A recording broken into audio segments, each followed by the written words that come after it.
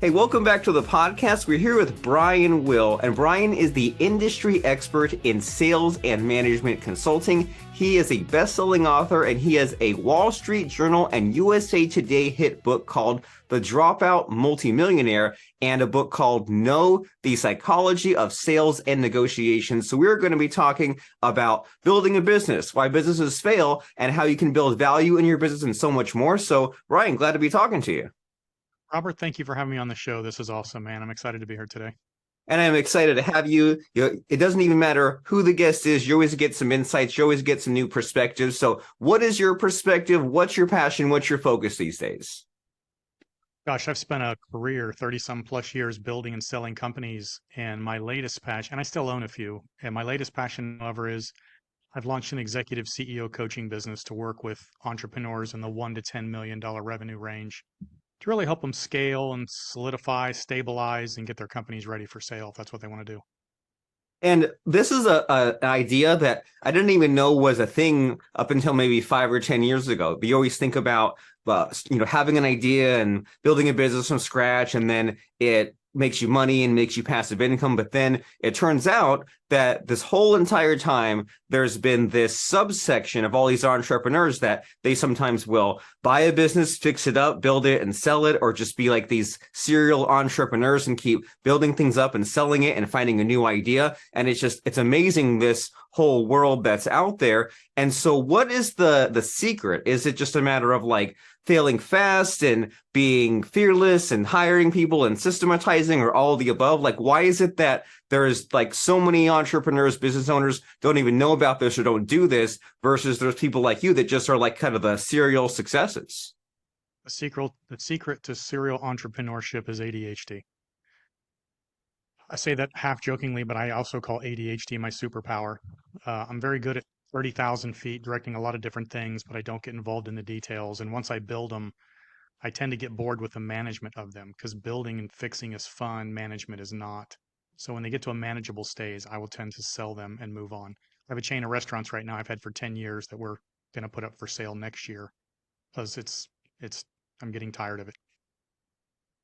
And that's great. And that kind of taps into this other idea that I feel like I hear about it every few years and I forget about it and hear it again, this concept of, with entrepreneurs, to not focus on your weaknesses, strengthen your strengths. And when we're growing up and we go to school, they try to mold us. They try to say, be more well-rounded, take these elective classes. But then when it is adulting time, when it is that ADHD entrepreneurial time, then that is your chance to have that awareness and jump into things and then kind of break it down into pieces and say, okay, here's what I like to do. Here's what I'm good at. And then the other things that I don't enjoy or that don't really serve me, that still needs to get done, but I need to kind of have the kind of the psychological like lack of ego, and put my feelings aside and have other people work on the pieces of the business. And so, I mean, would you say that's kind of on the right track sort of advice?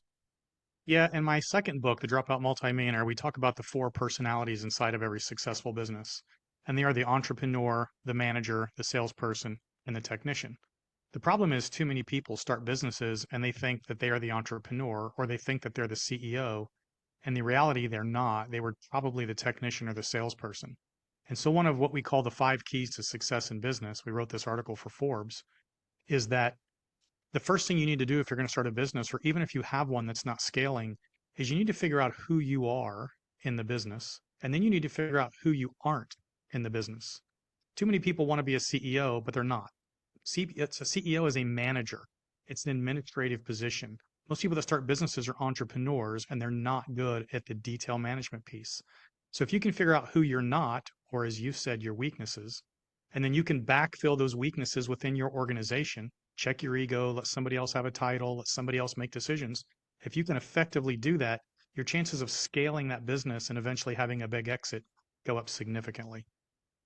I love that. And whenever this sort of conversation comes up, the E-Myth comes to mind, right? That it's really tempting to have a job, a vocation, and then you say, oh, well, I worked for for 20 years as an accountant, I can just go and make an accounting business. But then if you're kind of working in your own business, then you just built yourself a less stable job. And then it seems like the secret that you've tapped into is instead of building a job, you build a business that you run and knowing kind of those separate boxes. And so when you say that you help others and you do this sort of mentorship, do you ever come across these business owners that they don't have this awareness, or is there the possibility of switching? Like if someone says, well, I built myself a job and I need to then be the business owner, is that possible, or are they stuck in one of those four modes?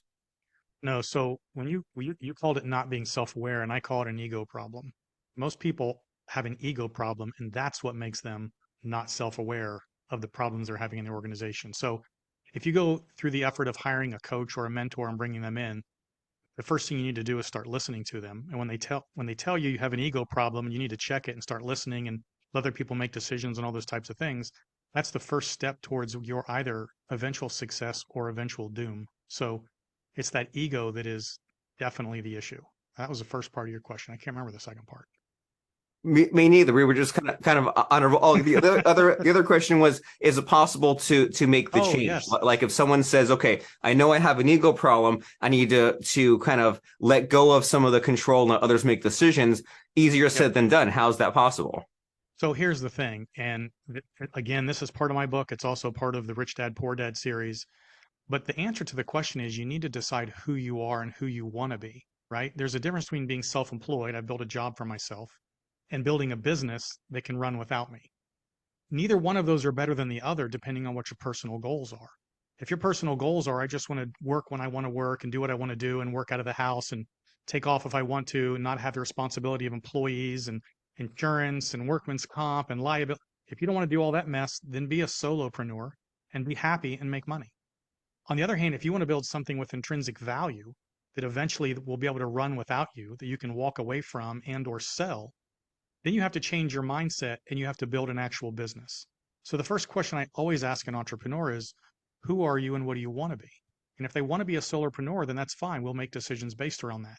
If they want to build a business that they want to sell someday and they're not doing that today, then we might need to change some of those systems and processes within the business and put them in a position to get there. This whole kind of being a solopreneur, I feel like it took me at least 10 years to figure that out. And then now I'm kind of in a point personally where like I want to be more of the business owner, and I'm finding myself having to unlearn things, and I'm experiencing like switching to new skills and experiencing like new forms of stress, right? Like when like and dealing with a lot of mistakes as well, like handing things off to employees, and I kind of mess things up, and then I have to hold myself back and say like, well, I don't want to fix the problem for them, I want them to fix it. Yep. And it just seems like there's more chaos than when I kind of had my fingers in all the pies.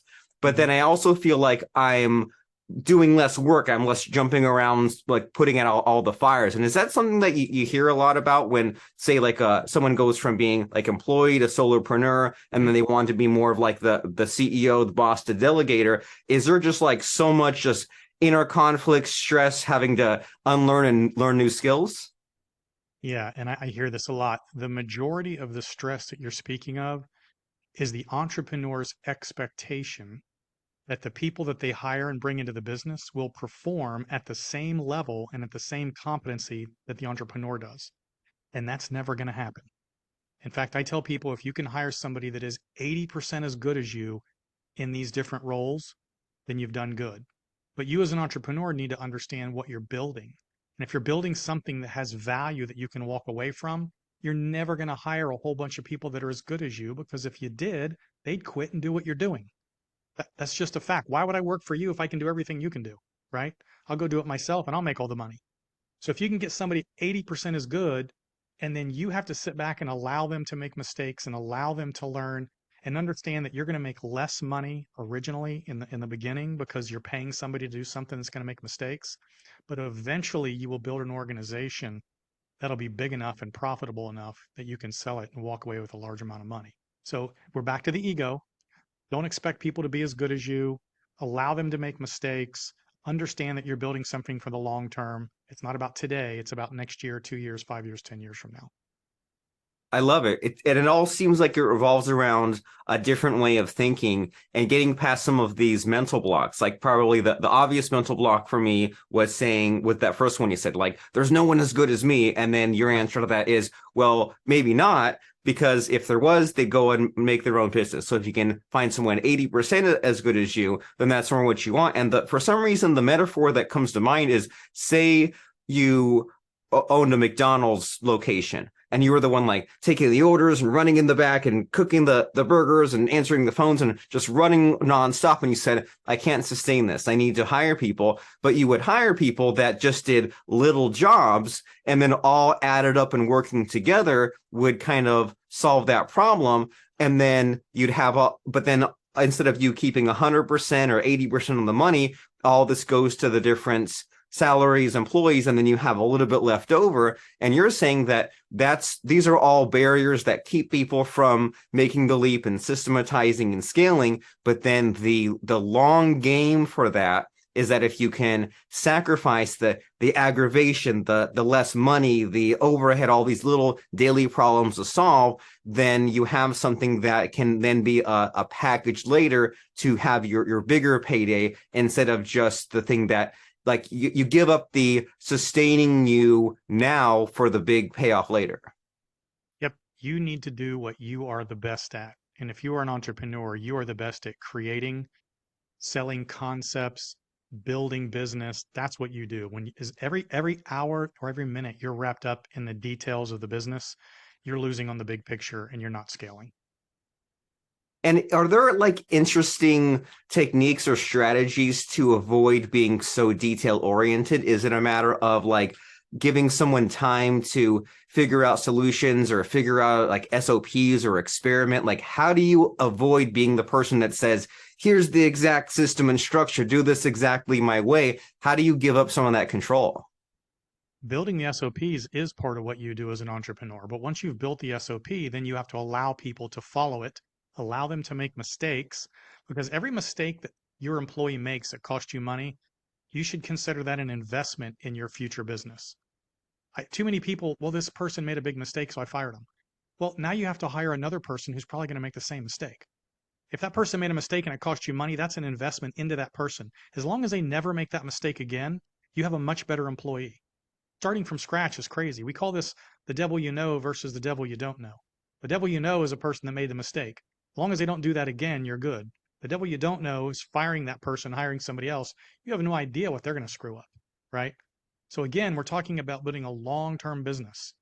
And the best thing you can do if you are trying to move from solopreneur to business owner, or even business owner that's business isn't growing to one that's scaling, is literally, and I say this all the time, if you could go find somebody who just did what you did and was successful at it, wouldn't it be smart for you to go ask them a bunch of questions, how they did it, what they did right and what they did wrong?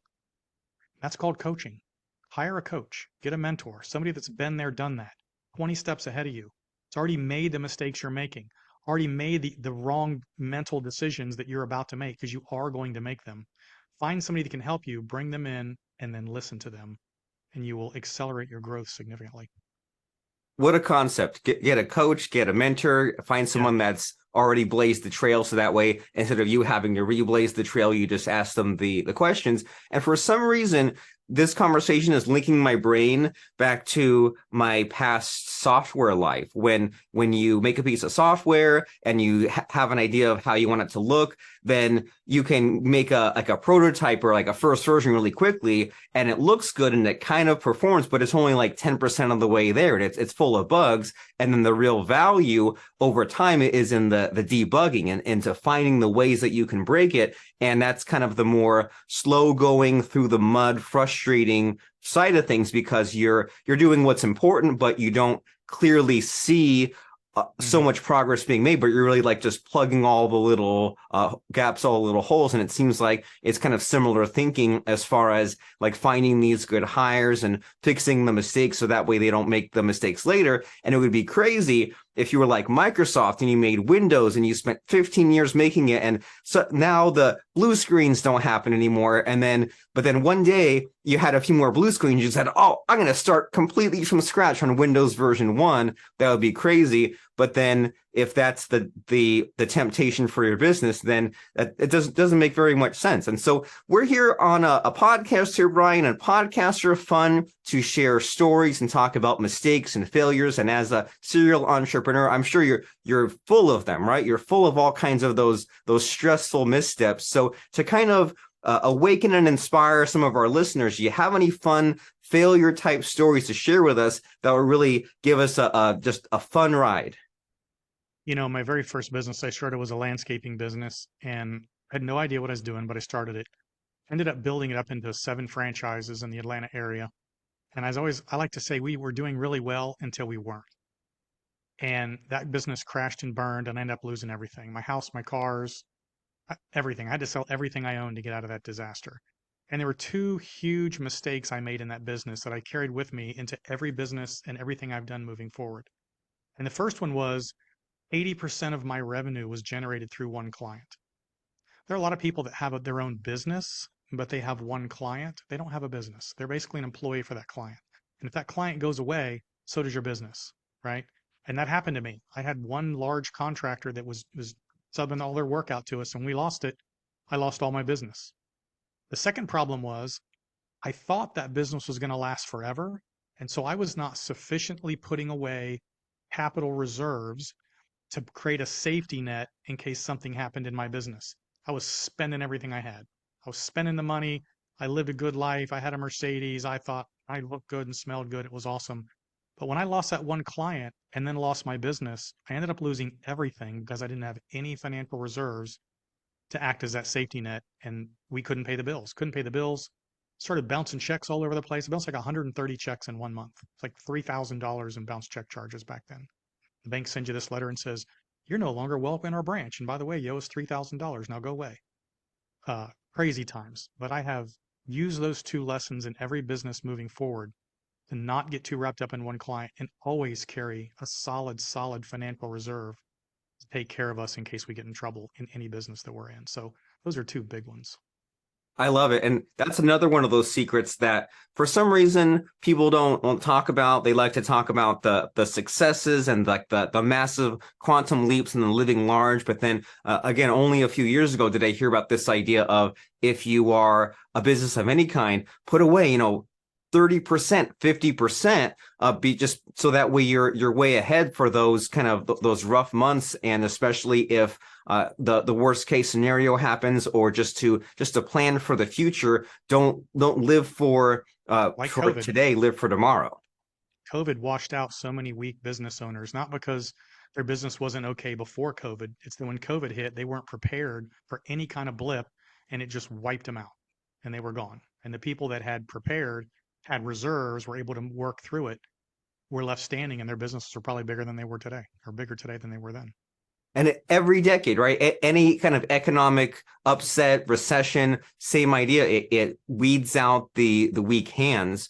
And and also it seems like maybe a good strategy, a good solution for what you're talking about in our entrepreneurial journey, in our business, is to have kind of that blend of the focus and the experimentation, right? Because it seems like you want to double down on what's working. If you have that big client, then grow that, but then also kind of do the side projects or the alternatives, not so much where it takes away from the focus of what's working, but so that way you have a backup plan when your business does eventually need to evolve, when the present stops working.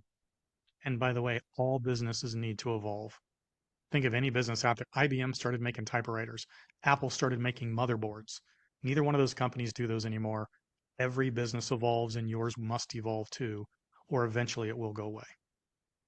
You hear about these things like the blue ocean strategy, and look into what will put you out of business, and how Blockbuster stayed the way they were. And Yep. heck, if Netflix stayed the way they were with just DVDs, then they'd be in trouble too. So I love that advice. And that's always the kind of thinking that I love to be tapping into. It's just that whatever you'd call it, like the visionary, creative, larger than life advice of what's the next thing, what's the crazy risk I'm going to be taking into the future, knowing that the business is working now, but then times change. And so would you say, with all of your with your experiences, with your books, with your coaching, is there something with us entrepreneurs and business owners that is not being discussed enough or not being thought of enough? Anything that you think needs more attention?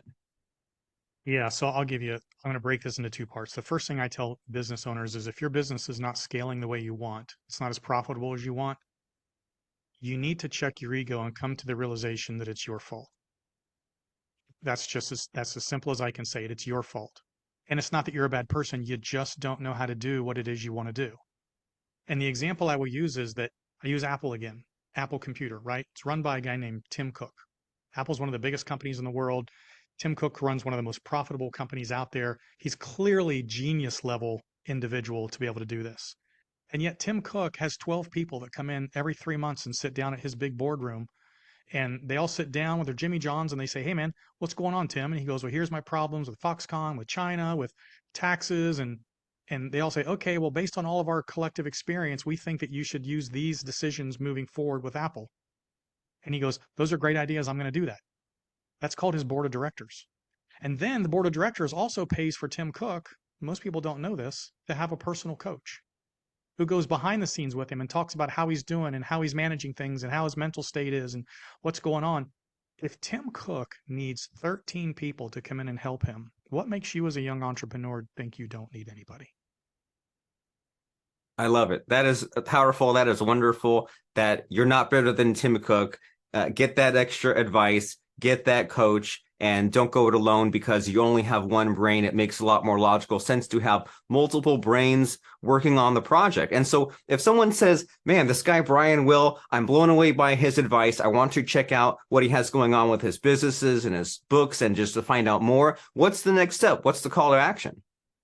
brianwillmedia.com is my website.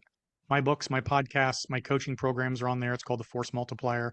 We do one-on-one coaching, group coaching. I do one-day sales training seminars. We do all kinds of stuff. So brianwillmedia.com is where you can get everything about me.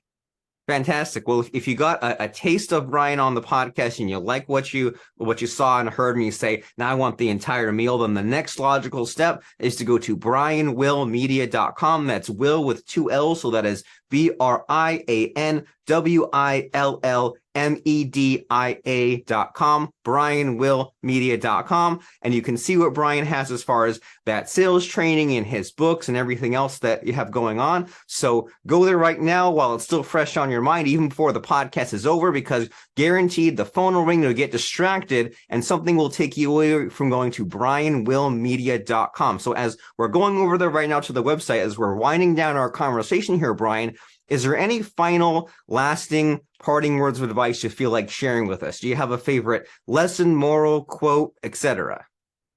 Your success and your future is literally in your hands. It is completely up to you. No matter what your background, no matter what challenges, I've had more challenges than most people can handle. Your success is in your hands. You can do anything you want to do as long as you're willing to learn the lessons to get there. I love it. You can do it. The future's up to you. And right now, your immediate future is to go to brianwillmedia.com. We will see you there. And thank you very much, Brian, for sharing with us your tips and lessons on how to execute and go through failure and achieve success. It's right there behind you on the wall. It's on brand. So I appreciate your advice, and I appreciate you too, Brian. Robert, thank you for having me. I very much appreciate it.